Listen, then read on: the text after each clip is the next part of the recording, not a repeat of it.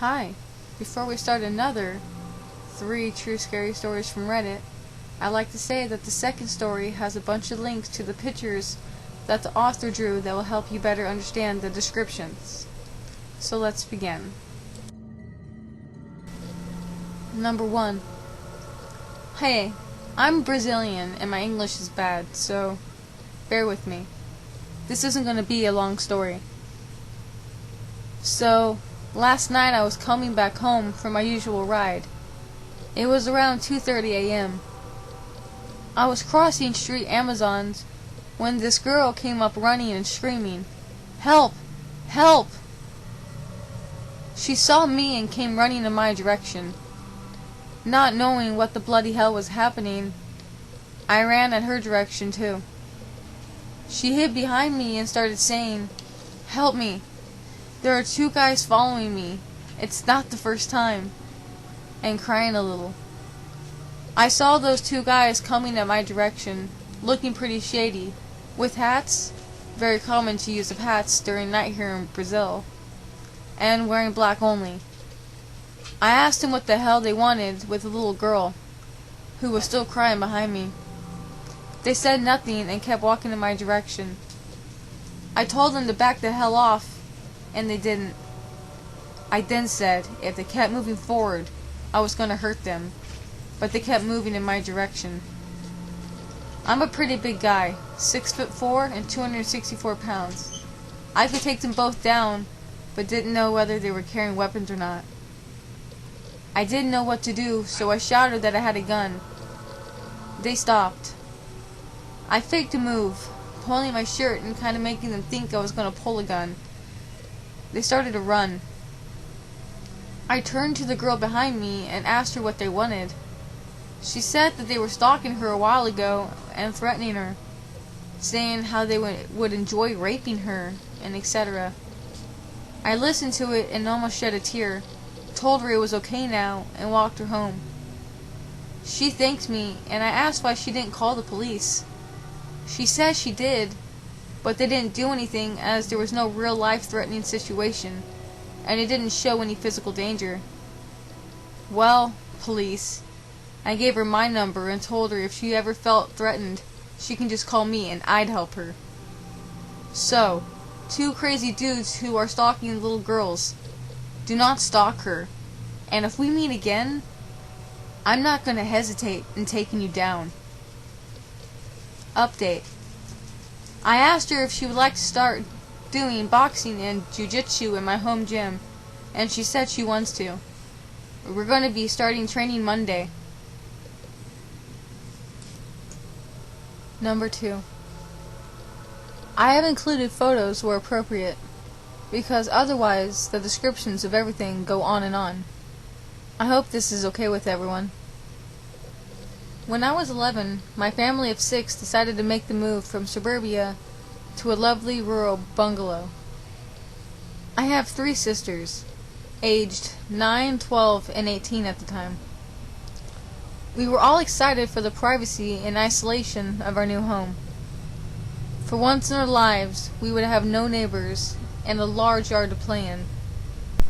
Our home had large picture windows, giving us a beautiful view of the farmland around us. My parents disliked curtains because there were no neighbors and they collect dust, so we all figured, what's the point? The summer there was so much fun. Every morning I would get up and take my dog for a walk around the woods in our backyard.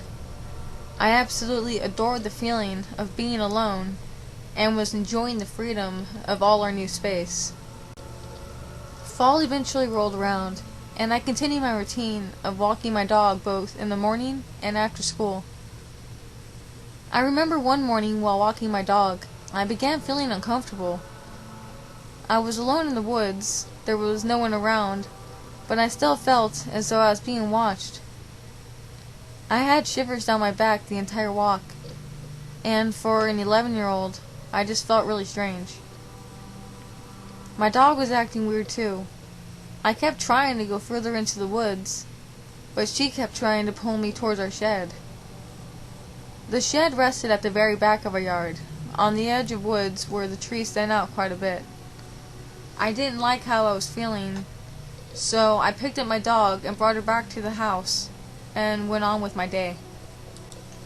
Days went by and I just couldn't seem to shake this feeling of being watched, especially when I was in my bedroom, which had a huge window in it that overlooked our backyard. The view of the woods that I had previously loved was beginning to scare me. I assumed it was because it was fall and the forest started looking kind of gloomy. I started having nightmares about waking up in the middle of the night and seeing the figure of a man in our backyard. Weird things kept happening around our house. We all suddenly noticed that we were eating things like bread a lot quicker. Every morning, half a loaf of bread would be gone, and my parents attributed this to their hungry, growing children. One evening, I woke up and heard noises coming from our family kitchen, which was just down the hall from my bedroom. It sounded like someone had come home, and I assumed it was my oldest sister. The only thing that was strange was her footsteps sounded a lot heavier than they usually do. The noise stopped very quickly, and I was able to fall back asleep. In the morning, my mom asked me and my two sisters, 9 and 12 years old, if we woke up last night to make food. We all said no, and then I asked if it was my oldest sister. My mom told me that she stayed at a friend's house last night, and then thought it was probably the dog making noise. I was terrified. I knew I heard unfamiliar footsteps. That night, I had a lot of trouble sleeping. I still felt like somebody was watching me. Eventually, I had fallen asleep, but woke up around 2:30 a.m. I heard noises in the house again. It was the same footsteps I'd heard before. I stayed in my bed and felt paralyzed. I rolled over and faced the window, hoping that if someone came in my room, they'd think I was asleep. The noises stopped, and I closed my eyes as hard as I could. I told myself I was just imagining things, and that monsters aren't real. About an hour must have gone by, and I eventually opened my eyes. When I looked out the window, I swear to God, I could see a man standing in our backyard, watching our house. Photo contains cheesy edit of where I saw him. I was terrified enough that I didn't move at all, and eventually fell asleep again. I was so relieved to wake up alive that morning, but was still terrified of our backyard. I ran into the kitchen to tell my mom what I saw, and refused to walk the dog. I'm not sure if she really believed me at the time, or thought I was having night terror hallucinations, which I did have quite often when I was younger. I went to school that morning. I was anxious all day. The last thing I wanted to do was go home. When I did get home, I saw police vehicles surrounding the house. They had the dogs with them and were searching our yard.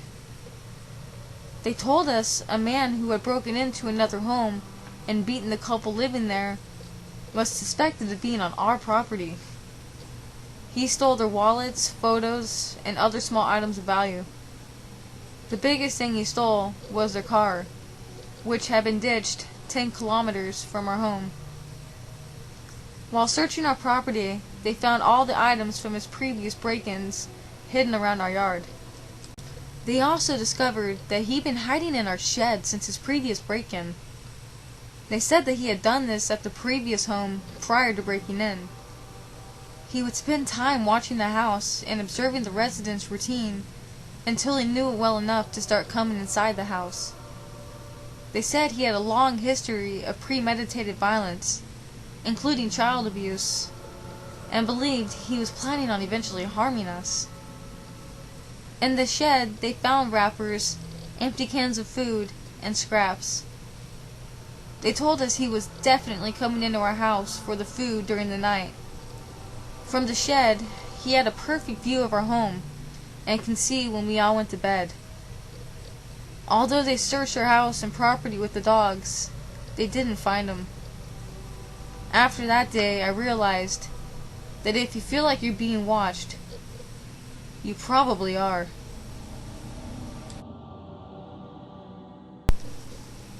Number 3. I joined Reddit today pretty much to tell this story, though I'm a lurker on a ton of subreddits, so it's just nice to have an account now. I've told the story to my roommates, who are from the same town, and I've talked about it a few times with some of the people who were there. But that's it. I don't even like to talk about it, because inevitably someone will say, "Really? We should go try and find it again." And I really don't want to. I've looked for it on a map a few times, but I can't find it, though a male friend who drove there that night swear he has the directions memorized through Google's aerial maps. Anyway, I'm originally from a major city in southern Ohio, and outside of town there are a number of smaller townships. One of these is known as the more country, bumpkin, redneck grit part of town. It's not even in the same county, but is part of the general area my city is thought of as. In the woods, there's this legend of Hell's Church. Supposedly an old church that burned down where Satanists do rituals now, or a Satanist church that burned down by a ritual, depending on who you ask. There are a number of Hell's Church myths in Ohio and many different places, but this one was closest to us, and a number of my guy friends decided they wanted to be ghost hunters and check out haunted places around where we lived. We were juniors in high school, and while all of us obviously thought this was just stupid bullshit, we thought it was funny to go out and scare ourselves. Plus, most people had cars or driver's licenses by now, so we were enjoying a new burst of freedom. I'm a scaredy cat about most stuff like this, but I was the most tomboyish girl in the group, and always kind of wanted to be able to hang with the guys. Plus, some of the girls in the group, who I was closer to, were going, so I didn't want to look like a loser or a pussy. So, one day in November, we decided we were going to go out one night and try to find this church. We had actually been to this location once before that fall, but one of my friends had a curfew, so after exploring an old barn and the railroad tracks on a bridge nearby, we left. We hadn't found the church, supposedly just a chimney at this point, to our disappointment and my mild relief. We took 2 cars out there, going past more populous parts of our city and back to this woodsy area. I can't honestly tell you how we got out there, but I know it's off a state highway, then an abandoned access road, past some old warehouse, and then down a dirt road. Once you get down the dirt road, there is kind of a thicker part of the road early on, where we parked cars off of the shoulder. We did this because the road thins out and becomes impossible to drive down, and also, someone clearly owns this land, and later down the road, there is some no trespassing signage. I'm sure a ton of kids come back here, so it didn't seem odd to me that they wanted to block this place off. I barely thought twice about it at the time. We get out of our cars and start walking down the dirt road, wandering off the path from time to time to check out barns or clearings where we thought the chimney might be. At first, it was just scary because it was dark and old or whatever, but then the barn started to get weirder. Like, they were filled with weird spray painting symbols and bullshit. But that's not what bothered us. We figured whoever was there before us did it, which I still 100% believe. But also other stuff, like dead owls that looked like they had been opened up, though they were dried out and decomposed by the time we got there, thank God. And other bits that looked like they may have come from some animals. I was grossed out, but we all kind of agreed that these probably came from the same teenagers trying to fake a satanic ritual, or that the animals got trapped in the fallen apart barn and died in there, to be picked apart by other animals. My friends are now hardcore trying to find this stupid chimney, so they keep taking off through the trees and the clearings. Myself and the other two girls who were there kind of hang back on the tree line for most of them, getting a little more nervous and a little irritated with all the coming up empty. As we keep going, we find a bike on the tree line, like a bike that maybe a 12-year-old would ride. That's a little creepy, but fine, whatever. Probably belonged to someone who owned the land. We decided we are going to go a little further, and soon enough, we find another bike. This one is older, a little rusted, but still undersized. We didn't talk too much about the other bike, just kind of mumbling that it's probably still nothing. One or two of the four guys who were there are kind of trying to tump it up, saying, "These kids probably got murdered," or stuff like that, but no one is really having it. By this point, we've been here for about 2 hours, and it's getting really late. Plus, I think we're all a little more creeped out than we wanted to admit. We decided to head back to the cars, and I'm feeling relieved, happy to be headed back to my house and the fuck out of here. But things never work out that way, do they? By the cars, we see a road that goes straight up a hill through the trees. At the start of it, there's a big metal gate that has a "Road Closed" sign on it, which we had seen before, but for some reason, it had never occurred to us to try to go up the road. We had a small debate at the gate about an evenish split on who wanted to venture up and who didn't. I absolutely didn't. But eventually we decided we'll go up, just to see. Both of the drivers want to go, so there's not a lot we can do about it. We climb over the gate and start up the hill, where an old pavement road is cracked and crumbled under our feet, though it was for sure a real asphalt road at some point. In addition to the road condition and the brush being an obstacle, someone had felled a bunch of trees over the path, purposely blocking off the road for many cars. Some of us are starting to seriously question if we should be doing this, arguing that someone obviously wanted to keep us out of here, but we get teased for being afraid and keep going. I couldn't see where the road would end because it was so dark. We had a few flashlights, but it wasn't doing us much good, and the trees made it hard to see. Plus, the road was super steep, so all you can really see was up, with a little moonlight peeking through the trees. All of a sudden, though, we reached the end. The trees just open up, and we have come off the incline to a flat field. And holy fuck, what a sight it was. It's the flat field with tall prairie grass on either side, probably 2 to 3 feet high, and pretty uniform.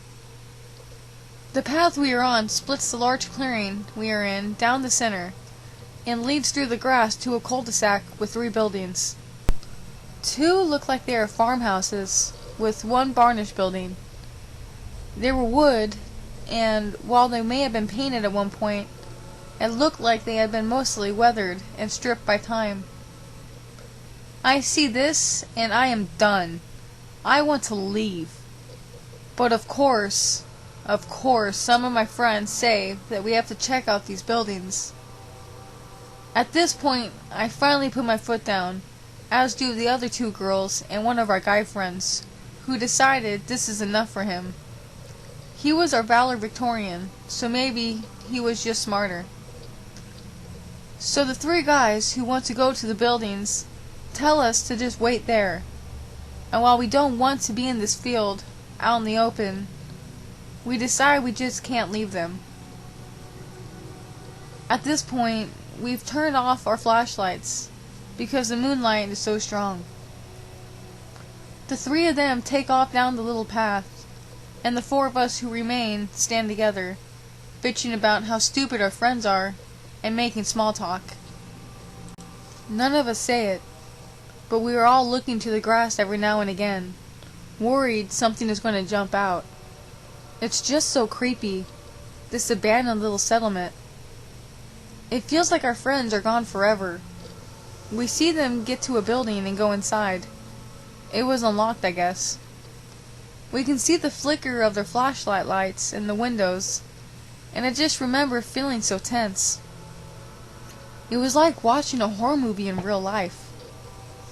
After maybe 10 minutes, though it could have been just a tense 5, we see our guy friends coming towards us, lightly jogging, looking afraid for the first time all night.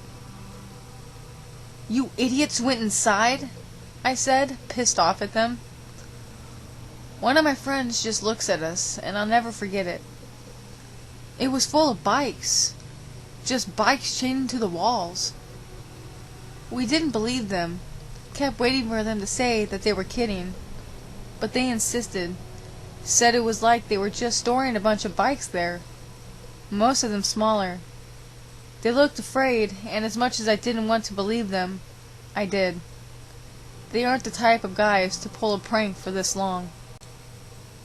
By then, we can all agree we need to get the fuck out of there, and we start down the hill, hurrying the best we can. All of a sudden, about halfway down the field, we can see a car's headlights down the hill, about where our cars are. We see them pass slowly, and we know someone is down there looking for us. Because it's so far off the beaten path, we figure it's one of two things. The cops, and we're going to be fucked for trespassing. The people who own this land or these houses or something, and they are going to A. call the cops, or B. murder us. We know that the road isn't that long, so they'll be turning around, circling back soon enough. And because our cars are there, they'll probably wait for us. We're all whispering about this as we pick up the pace, sprinting down the hill as fast as we can. I'm not a good runner, but I was hauling ass, getting down as fast as I could, basically hurtling over the falling trees. Once we get down the hill, we don't see any headlights, but we know they can't be far away. "Get in the fucking cars!" one of our friends yells, and we are fumbling with the doors like a horror movie, just too nervous to get into the cars. We get in, and just as we start the cars up, we see the headlights speeding down the road, a giant black truck roaring up behind us. The truck seemed larger than life, raised up off the ground. The whole thing was terrifying, but extra terrifying was that we couldn't see who was driving in the dark, and with the headlights blinding us. We peel out of there, total pedal to the metal. This truck is still following us, bearing down on us as our two cars race out of there. The car is also getting real close to us, threateningly close, almost like it was trying to run us off the road. We're all screaming, looking back at the truck, fighting for some distance. Once we get to the highway, we are switching lanes, trying to escape. Luckily, we were in sedans, so it was easier for us to weave in and out of cars. But this truck is still chasing us. We're in two different lanes, but don't want to get too separated from our friends. The passengers of both cars are texting back and forth, trying to make a plan. It took us about 15 minutes to lose the truck. I'm not sure if the distance was too much, or if they turned around. But once we got to a big shopping center area, we ducked off the road and into a Sonic parking lot. We all sat in our cars for a little bit, watching to make sure we weren't going to get snuck up on, before getting out of the car to get some food and talk. Everyone, even the guys who tried to act tough the whole time, was pretty shaken up. It took us a while to settle down enough to head home. As much as we talked it over, we just couldn't figure out what had happened. Eventually, we all went home, during what was a pretty silent car ride, exhaustion and lingering fear taking over. We didn't talk about it again for a long time, and we never called the police, which, honestly, as an adult now, I feel like we should have. I don't think about it often, only during the fall really, But when I do think about it, I ask myself, who chased us? Why was that town abandoned? Who owned the bikes? And where are they now?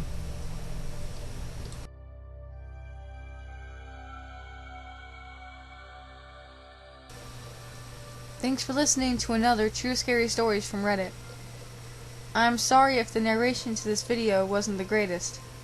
Recently I've been losing my voice, and so this video kind of put a little bit more of a strain on it. But if you still managed to like it and you enjoyed it, please make sure to leave a like and also subscribe for more dark stories to come. That's it for this time. Everybody have a great night and stay safe.